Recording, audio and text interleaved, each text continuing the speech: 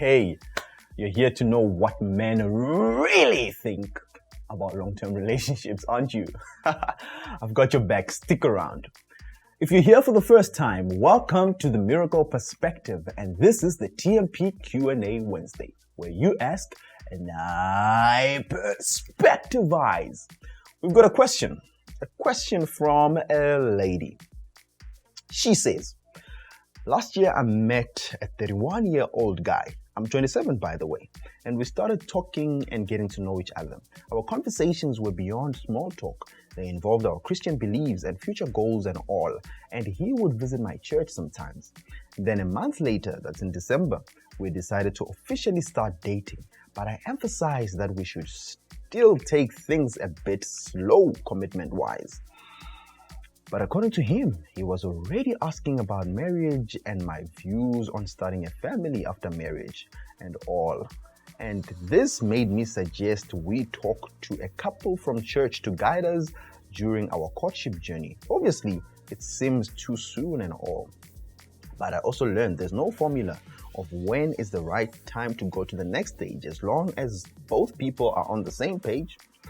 Then, during the first month of the relationship, I realized that he hadn't set clear boundaries with some of his female associates who were flirtatious with him, and he eventually cut ties with that particular person until the more time passed, it would still happen again with other females.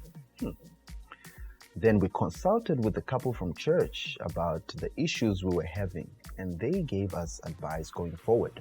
Now recently, I started realizing that besides everything we've been through, I'm not sure where he is financially regarding the plans of marriage and settling down. And this has started to cause us some arguments. And here are my two perspectives on the matter. 1, he probably got caught up in the idea of marriage and forgot that he needs to put that into action. 2, he is probably struggling to manage his finances to align with his goals, and he doesn't know how to communicate this with me and to ask for help on ideas to make extra money. 3, I also feel like the issue is not income because he has a good job that pays relatively well. But he struggles with managing his finances, and I don't think he sees that. Hence, he thinks he needs a raise or a side hustle. I went on to get some more information. I asked, interesting indeed. So this is a 7 months full relationship, right? Her, yeah, in 5 days it will be 7 months. Me, okay, you may go on, I'm here to listen. Her, the reason I'm pointing out his age is also because I believed what you said about guys beyond the age of 30, that they are mostly preparing themselves for marriage and settling down. But it seems like he is mentally ready, but not financially, which doesn't make sense to me. She continues, I need you to give me a male perspective on those 3 points at the end. Do you think I'm right? Or is there something I'm missing? Or am I not being patient or empathetic enough? Or is he just still a bit immature about what is expected of him at his age? And here we are. I got two guys to help me with this. And the first person who came up to this challenge was Peki Jomani Mshongo on Facebook. He says, hey, this is another story. Okay, according to my point of view here, the lady must try to sit down and talk to this guy about his life and plans and all that. So after that, I would advise her to ask someone who's very close to him. It might be a colleague, a family member, or a friend, but she must keep it a secret just to make sure the guys she's seeing must know nothing about these diggings or investigation. Why these things? Because marriage is a big step, and for the mere fact they've just known each other for less than 2 months but now planning to get married, No, something's not right here. The lady needs to gather information about this guy via asking some of his closest relatives, be it friends or family. Okay, however, let's deal with the points she mentioned here. Number one, she needs to understand that this guy needs a partner like her who sees his mistakes and his problems. So my point here is that the lady, she's the solution of this. In other words, she needs to be close to him in order for him to minimize how to make hard decisions. So lady, she's needed in his life. Number two, the lady needs to get close to him because she knows that he's not good at handling finances, meaning she's the solution here to make things work between them. So in short, without a life partner, life is not easy. Number three, it all comes down to the conclusion that it is not good for a man to be alone.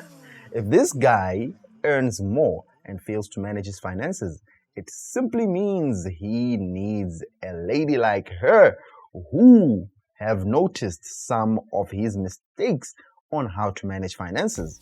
So my main point here in all this is that the lady, she's the solution of all this because she has discovered many things that this man failed to handle. So she has to step in this relationship, but about marrying him, it's too early. She has to take my 3 points above to make this work for her. Mouthful. The next person was Sam Ubisi, also on Facebook. He says, what I can say to my sister is that your position is to help your man, not to look every fault in him. The problem with ladies is that they like to be bystanders in a relationship. That's why you have all the time in the world to see his fault. There's something he might be doing wrong this time, but it might not be permanent. It's a learning process. I'm afraid, my sister, but it sounds to me you are either bossy or you are thinking you are much more intelligent than him. I see disaster in this marriage. That's my opinion. Mr. Obisi, very firm on that one. Thank you, guys. And now let's get to my perspective. Woo! It's a deep issue. And the reason why I'm saying it's a deep issue, it's because the issues of choosing a life partner are hectic, guys. It's not a child's play. This is why I'm saying they are hectic. You're supposed to have two different people coming from two unrelated backgrounds at all, completely unrelated backgrounds with their lifetime experiences. And they must bring those two lifetime experiences and make them one. And prepare that two lifetime experiences to a lifetime together. Not only that, they must also prepare that one entity that has been combined, that has been made of two lifetimes combined together and produce babies out of that. That's not child's play, guys. That is hectic. It's tough. But in tackling the issue that we have right now, I'm gathering 2 points from the message that my lady has sent. First point is that the issue of females that she is still on the verge about. She feels like this guy hasn't set boundaries to his female associates. So she's not quite sure yet about that. Number two, and this is the big one, it's the issue of finances. She feels like there's something she doesn't know about this guy's finances. And she should know something about that.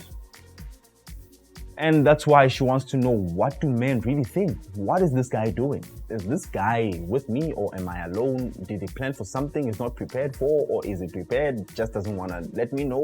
Or what is this guy thinking? You see, you have these encounters. I'm sure many ladies have these encounters of being in a position where they just don't know what's happening in their partner's lives.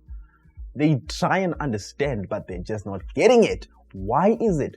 Why are the men not communicating, right? Communication is the biggest problem here because you feel like men can't communicate. No, we can. Men can communicate. Contrary to popular belief, men can communicate. It's just that sometimes ladies don't listen. Okay, let's get to the issue. First things first. For me, it's very important to have a father for a lady. Very important to have a father that you can trust and go to and talk to him about issues of relationship. In this sense, in the video that she's talking about where I said at the age of 30, a man should be decided on what he wants about his life, I said, for you to minimize heartbreaks and disappointments, if you're a lady, when a guy comes to you and proposes marriage to you, the first thing you need to do before you say yes or before you answer anything, take him to your father. Let your father interview the guy. Let the father check if this guy is good for you. Well, we continued talking with this lady, and I asked if she has a father that she trusts. And what she said is that she does have a father, but she don't trust him to give her sound advice because he was not the best husband to her mother. There are certain things that her father was doing in his relationship with her mother that she doesn't find she wouldn't consider as a successful relationship or marriage. So she doesn't see her father as a role model. So in that kind of scenario, my suggestion is, it doesn't matter whether your father was successful in his relationship with your mother or not, because what we don't know as children is why your father was not successful in his relationship with your mother. What if your mother was the problem? What if your mother did not give your father that platform for him to be that good of a man that you would admire today? Well, these are all speculations. We can only rely on speculations because we don't have facts. But there's a lot of information that might have constituted to making your father who he is today and for you to see him the way he is today. But bottom line is, every father, 90% of all fathers usually have their daughter's first interest at heart. Regardless of how he was with his wife in a relationship, he definitely wants to see a successful relationship in his daughter because he loves them. The reason why I suggest you go and talk to your father is because he's got your best interest at heart. Well, it's possible that he doesn't, but I think if you're a father watching this, it's time for all fathers to normalize opening that platform for their children to come and communicate with them such issues. Because if that platform and opportunity or the platform or the environment for your children to open up and tell you about their love lives was open, this would minimize a lot of heartbreaks and disappointments to many ladies out there. So yeah, indeed, if you don't have that male role model that you look up to, or you don't have a father that you think is good enough, I get that.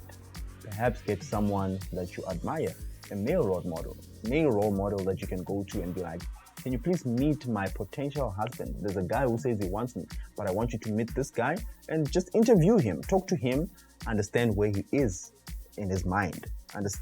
Just ask him questions that you think are important for a man, a good man, to have for a future family. Then allow him to come and give you feedback. Right, we move on. There are many issues. 50% of all marriages end up in divorce. There are many things that constitute to that. The top 2 divorce makers, according to research. 1, finances. 2, baby making duties. We're going to focus on finances because those are what we are focusing on the question that was posed today. Why is finance a big problem? I think finance is a big problem because finance is a belief system. You see, whenever something is a belief system, it's hard to deal with because issues of belief are very, very intimate. You can't just fight. People kill people because of what they believe. So finance is that intense. It's a belief system. And here's the thing. The question is what enforces your belief system? And your whole lifetime. Remember I said marriage is tough because you bring two different lifetimes that have to deal with each other? Each lifetime that is coming to this entity comes with a whole lifetime of a belief system about money. Same applies on the other hand. That's what makes it even difficult because you've got people who believe that money is the root of all evil. Whereas on the other hand, you've got people who believe that the lack of money is the root of all evil. And that's where I fall. It's not about me.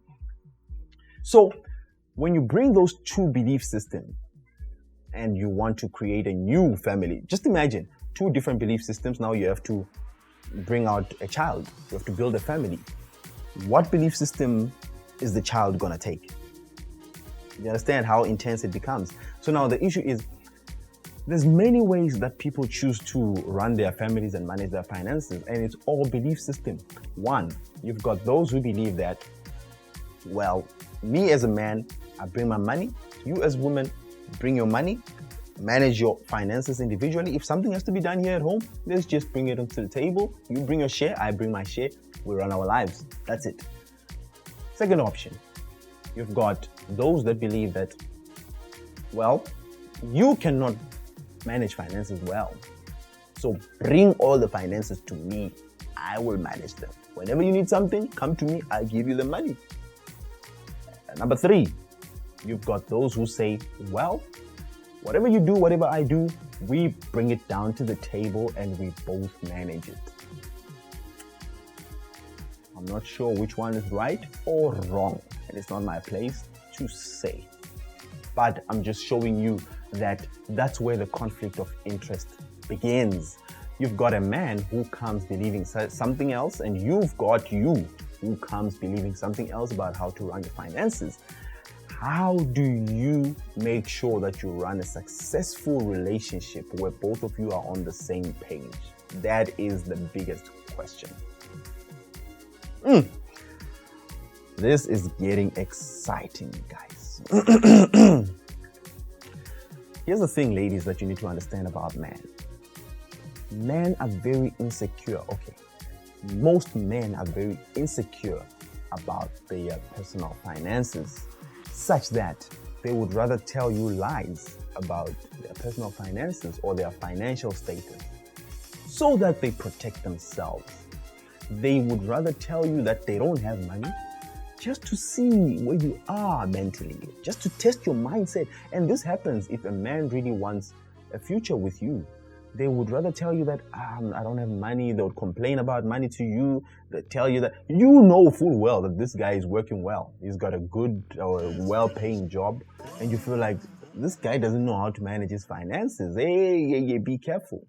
If a guy sees a future in you, he wants to build something solid with you, sometimes, most instances, he would rather tell you that he doesn't have money so that he tests if you are the one. Are you here for me or are you here for my money?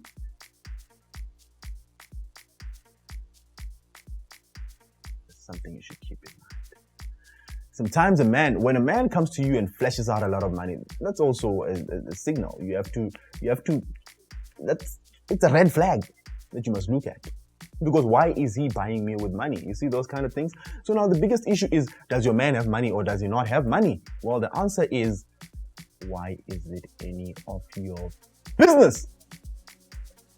It's not the case. Forget about whether or not he has the money. The question is, are you willing to give it time, and are you willing to be patient to see whether this guy will trust you enough to let you in his world and show you all that he has to show you? So the issue here, the answer to everything that you have today, my lady, it's time and patience. You've just got to give it time. And I agree with Peggy. I think you just need to hang in just a little more while in this relationship, see how it goes, give it time, learn about each other, be friends. Don't rush for marriage. You don't even know this guy. I mean, you've got two problems that are troubling you right now. His relationship with other female associates and his relationship with money. So why don't you take a chill pill and learn each other? Here's the thing, guys. I'm gonna give you some questions that will help you ladies in the future. These are the questions that you should ask your man. If he says he wants to, well, regardless of whether he says or not, let's say you see a potential in this guy. There's few questions that you need to ask him to understand where he is that will make you foster a relationship, a friendship relationship with your guy, instead of sounding desperate for marriage. Yeah, he did tell you that he would like to marry you, but now the more you nag him about this marriage, hey, let's do what, it feels like you're desperate for marriage. Yeah, that's a turn off. I don't want to marry someone who's desperate, because you're going to make me, you're going to lead me astray. You're going to push me away from my goals and my objectives. So I want to know, where are you? And understand where I am. These are the questions that you need to ask your man. Number one, why do you want to get married? That's the question you should ask him as a friend. And don't make it dramatic, man. I mean, this is questions you're getting to know him, remember? All right, before I ask you this question, before I give you this question, let me tell you why this is important. Here's the thing. Whenever you're planning on getting what you're doing now, where you are, my lady, right now, is that you are preparing for a marriage. You are busy every day of your life. You would be planning for marriage. So basically, you have this goal with your man, and you are acting as a partner in achieving that goal. And that goal is to get married. It's that wedding day.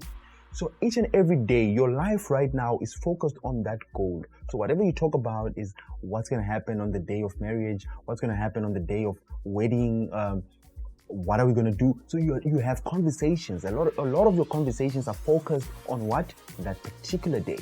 What happens when you get to that objective or that goal? You get married. Then what? You see, now everything has to shift back. Now you must start knowing each other. So you've missed out on an opportunity to learn about each other, to understand each other, because you were busy fighting together for a common goal. And at that point, it's already too late to understand and learn about each other. So marriage is not the first goal when you get into this stuff. Friendship and getting to know each other, that's the goal. And that's why you should ask these questions in a friendly manner. Because if you come to me as a friend and ask me this, I am more free and I'm more likely to give you the best answers and my truest answers, right? Question number one, why do you want to get married? Ask him. Like in general, not to me. It has nothing to do with you. It's just you asking him. And the question has nothing to do with you. You ask him, why do you want to get married? Then he will tell you, I want to get married because I saw my father was married to my mother and they had a very good, successful relationship, and I want something like that. You see those kind of things? They tell you whatever their reason is. Number two is, when do you want to get married and why? Because you want to understand, when is he planning on getting married? He's 31 today, fine. But when, in his head, what is his plan? When was he planning on getting married? Was it when he's 35? And why then? Maybe he's got plans. You think he's not clued up about his financial goals. Maybe he knows that by that time he will have his finances on par and this is what he plans to achieve. You see, when you understand this stuff, you start positioning yourself. Question number three, what does his ideal married life look like? So when you're married, my guy, what kind of a lifestyle do you want to have? What kind of a family do you want to have? What kind of a wife do you want to have? Like, how is that scenario? What does that look like in your own judgment? When you perceive that in your head, what do you see about your future marriage life? right? Because now you want to understand, all right, now that's where your finances issues come in place. Like, how are you planning on managing your finances with your wife? This is what you ask him. Then he tells you, for me, I believe that my wife should manage her own finances and I should manage my own finances. We only meet when we have something to do in common. But other than that, none of my financial status is none of her business. That's what he thinks. That's his belief system. And you are not there to judge whether what he thinks is right or not. Right? This is you getting to know your friend. When you understand these things, now you understand the kind of person that you are with. Therefore, you can now position yourself and ask yourself whether or not this is the kind of man you want to associate yourself with. This is the kind of man you want to spend the rest of your life with. Is this the kind of belief system you want to align yours to in order to make a future, long-lasting future? Finally, sit back, take a chill pill, relax, take time, understand your friend. There's no need to rush. I mean, do all the hard stuff today. Understand your guy. Take time, man. I mean, however long it is, however long your courtship is, it's nothing compared to forever. It's nothing, man. I mean, 5 years courtship, 4 years, 2 years, I don't know. I'm not telling you how long to courtship for or be in a relationship for before you get married. What I'm saying is, whatever the time, compared to forever, compared to your lifetime, what if you die at 100? You can't invest 2 years to learn the person that you're going to spend your forever with? Come on, give me a break. Hey man, take a chill pill, relax, be humble, and ask friendly questions. You see, when you ask friendly questions, you are most likely to get honest answers because you are coming from a position of you are not benefiting from the other person's answers. You are just asking to know, right? Building a relationship is all about that. And that's my perspective. It's finished.